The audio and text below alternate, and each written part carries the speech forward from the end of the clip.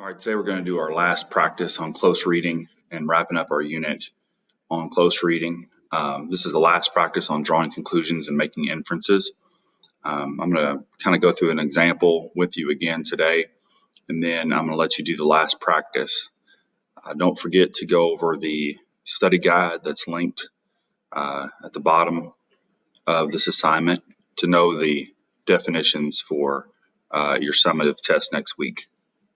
So let's look at the last practice. Close reading, drawing conclusions, making inferences. Sometimes authors tell you everything you need to know clearly and directly.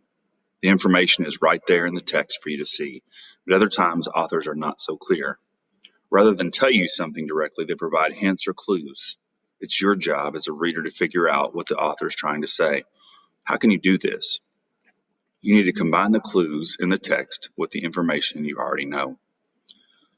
What if you're reading about a topic, idea, or event that's new to you?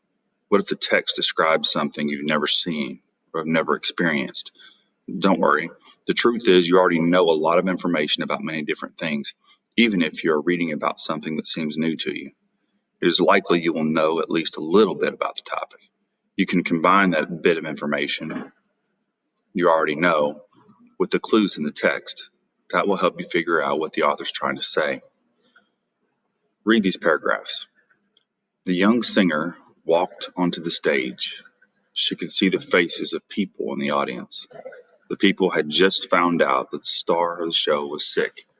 The star would not be performing. Instead, the young singer would need to perform. The young singer took a deep breath.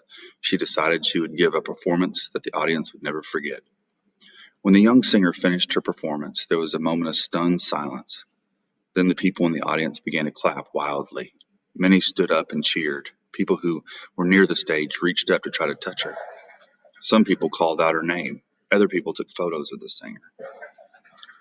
What does the author of this text want you to figure out? The author has provided many clues. How can you connect these clues with information you already know? So here's some hints from the text. The star of the show would not be performing. We probably already know that the star of the show is usually the person that an audience really wants to see. The hint in the text is a performance that the audience would never forget.